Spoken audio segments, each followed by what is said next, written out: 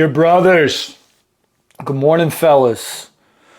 Beautiful day, at least where I am, and we're going to address a elephant in the room in my own life today, and it's going to be super thrilling.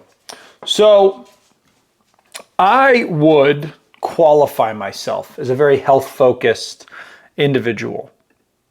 I practice what I preach for the most part. Sleep 6 to 8 hours a night, 3 to 4 times a week, lifting in the gym, high intensity aerobic work, focusing on my VO2 max. I play golf and tennis as hand-eye coordination sports. I read, I pray, I journal, I spend quality time with my community and with my friends. I make love to my wife. Certainly, if you are looking at a health checklist, I hit all the big ones and then some.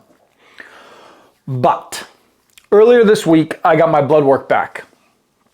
And it told a slightly different story than what I was expecting. So my doc gave me a call and we started talking, through the results of my workup. As a whole, everything looks great. Of the roughly 90-ish different markers that we looked at from my blood and urine, 95+% of them, normal, within range, healthy. But then we got to some aspects that were marked in yellow and red. Things I would have never thought would be an issue of mine. I had kind of a brief moment as I was looking over all of it where my mind said, wow, just when you think you've got it all figured out, when you think you're doing it all right, when you think you know it all, you don't. So first things first, my LDL was slightly above normal, which this isn't uncommon, but so was the protein which transports it, which is called apolipoprotein B. However, again, not totally abnormal. But the part that stood out is the fact that the next couple of lines down, there was a listing on the sheet that's called lipoprotein A. So this was A, present, and B, pretty well elevated. And per my doc, and lots of fun research, it is 100% genetic component to my life. About 1 in 5 people in the US have an elevated version of this like I do. This protein basically kind of acts like a supercharger for ApoB, which transports LDL throughout my body. And because of this, I have about a 2 to 4x possibility of having a heart attack or a stroke or other cardiovascular issues, even with me being a very healthy individual. So relative to the average person, I have a higher chance of having a cardiovascular event.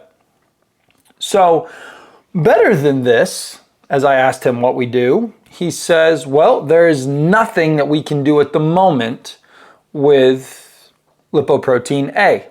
You just have it and it's high. There's some, trials going on right now for some drugs that might be able to lower it. But at the moment, it doesn't matter how good your lifestyle and diet and all that is, it's unaffected. So that was great. A genetic component that I can do almost nothing about that predisposes me to a host of cardiovascular problems. Sweet. Anything else? Well, the answer was yes. We got down to the part of the test called genetic cardiovascular markers. And there's this little genetic factor called ApoE, ApoE. There are several versions of it, and you don't need to worry about any of them except for the one that's ApoE4.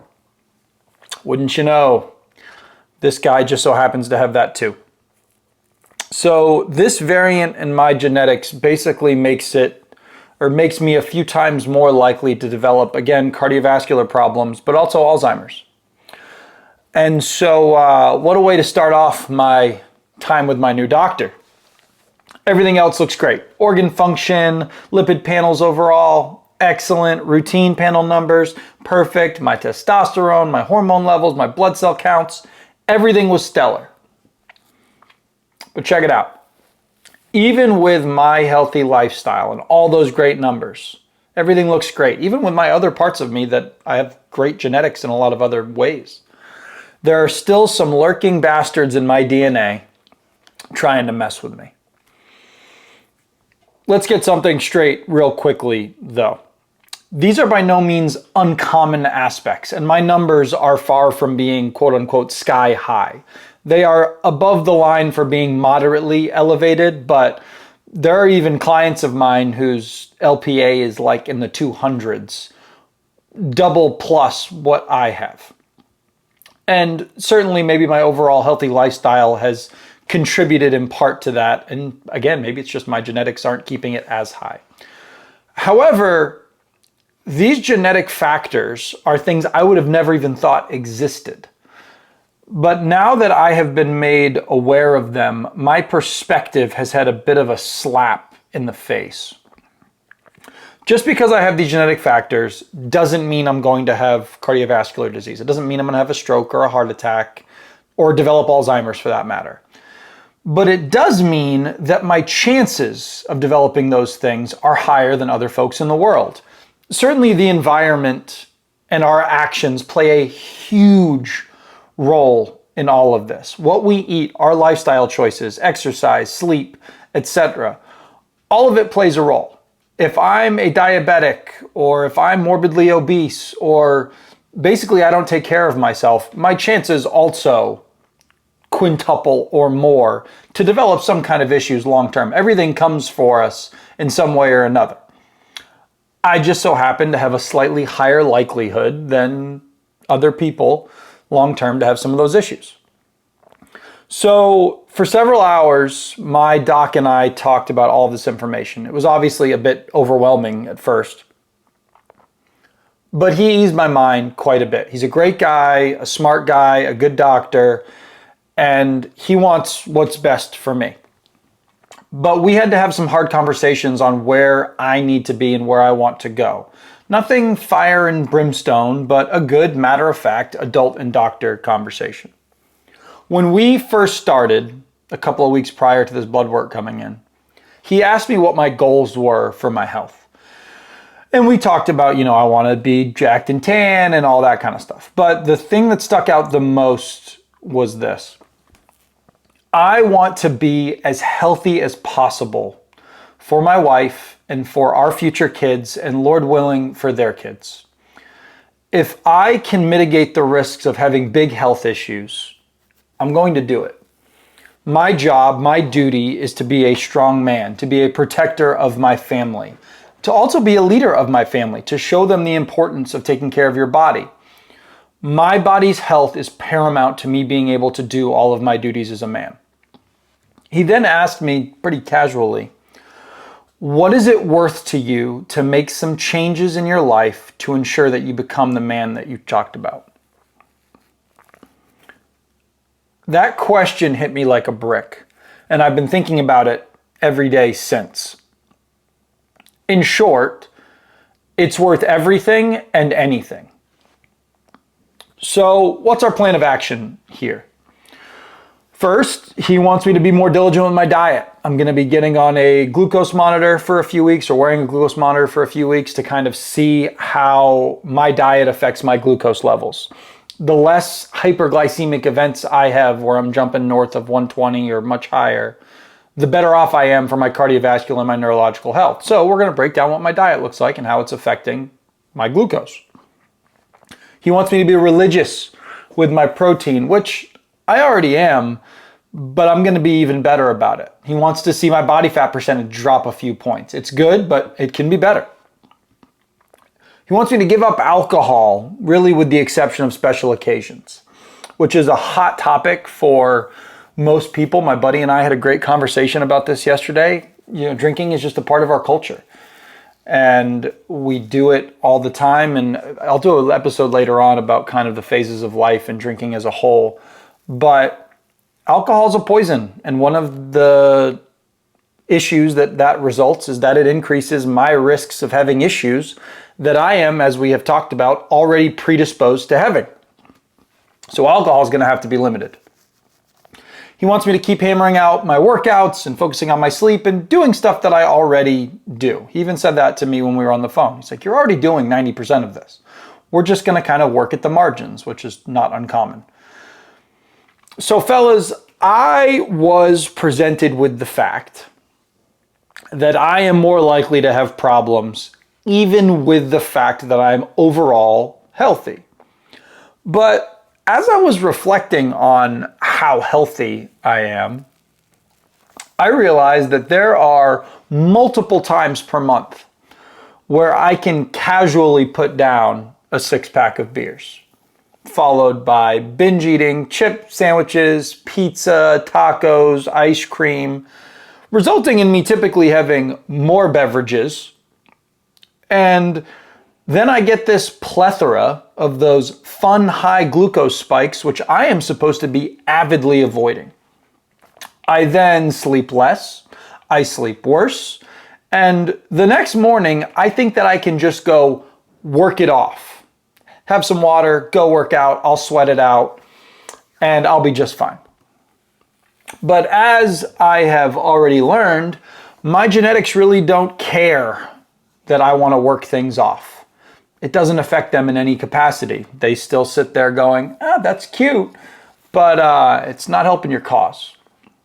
So I had to look in the mirror and ask myself, is drinking casually worth not spending more quality time with my future kids?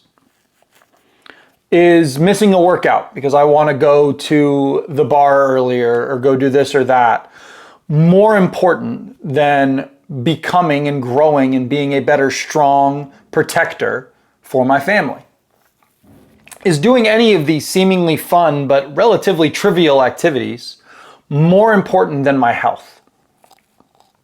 Easy. Absolutely not. As someone who, you guys know, lost his father at a very young age, I have treated men who are dying far too young and suffering immensely with disease that's preventable.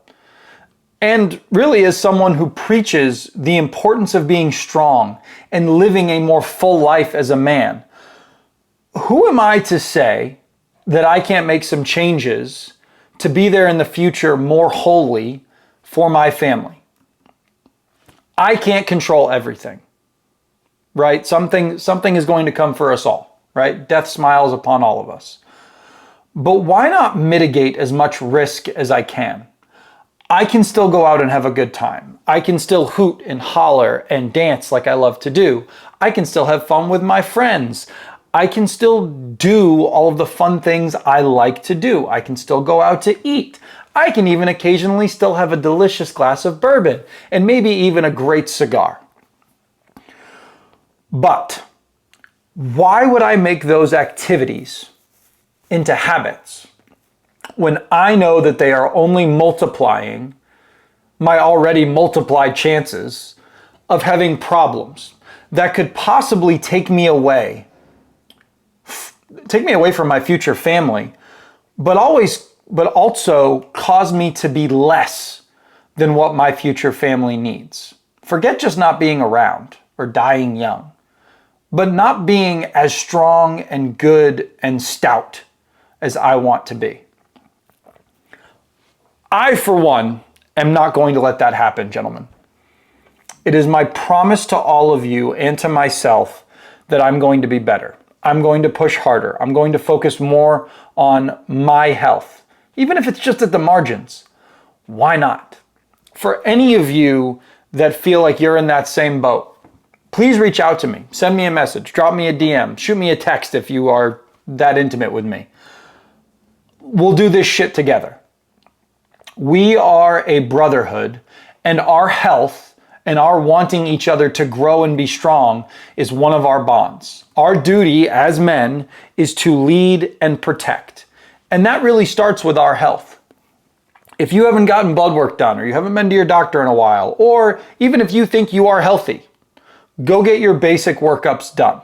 See where your body fat is. See where your blood markers are. See what your urinalysis tells you. See where you are missing the mark. Lord willing, all of you are hitting the mark. I would love for that to be the case, but that's probably not the case.